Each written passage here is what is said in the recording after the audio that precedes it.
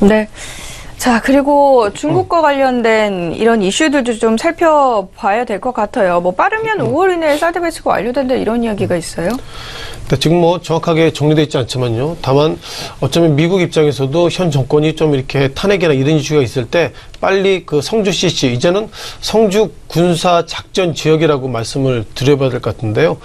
빠르면 5월, 늦으면 7월까지는 미사일과 그리고 사드 어떻게 보면 레이더를 좀 그 성주 그 골프장 있는 자리에 좀 배치할 것이다. 이런 것이 기본적인 정부의 입장인 것 같습니다.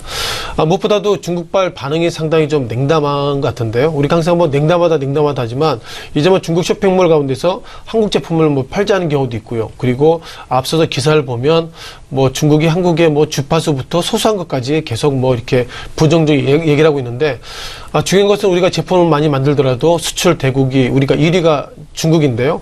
중국에서 너희 나라 제품을 우리가 안 산다 이렇게 하고 있다면 이런 부분들이 결국 주가에는 그렇게 긍정적이지 않을 것이다. 그것이 우리가 알고 있는 공통적인 내용인 것 같습니다.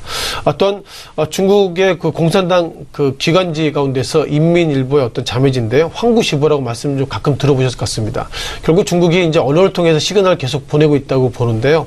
뭐 그동안 뭐 롯데 관련돼서 코멘트가 많이 있었죠. 롯데는 중국을 떠나라 이런 코멘트도 있었는데 이제 중국이 한국 제재는 피할 수 없다는 코멘트가 있고요. 또 다른 코멘트 가운데서는 삼성 그리고 현대도 자유로울 수 없다 이런 코멘트가 있어서 결국 이제는 우리가 중국이 한국을 어떻게 바라봐야 될지 그런 뉘앙스를 때리지 않더라도 이렇게 말을 통해서 언론을 통해서 시그널을 좀 주고 있다 이렇게 좀 판단되고 있습니다. 다만 한국의 판단인데요. 한국 정부의 입장은 이겁니다.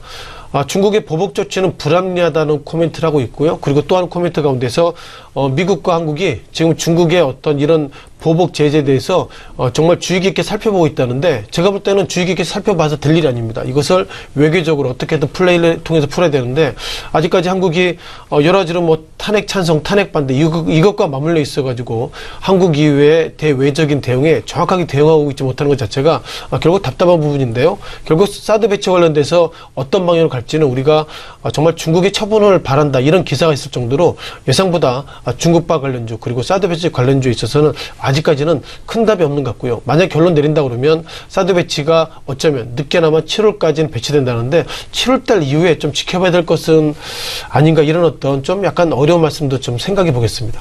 네.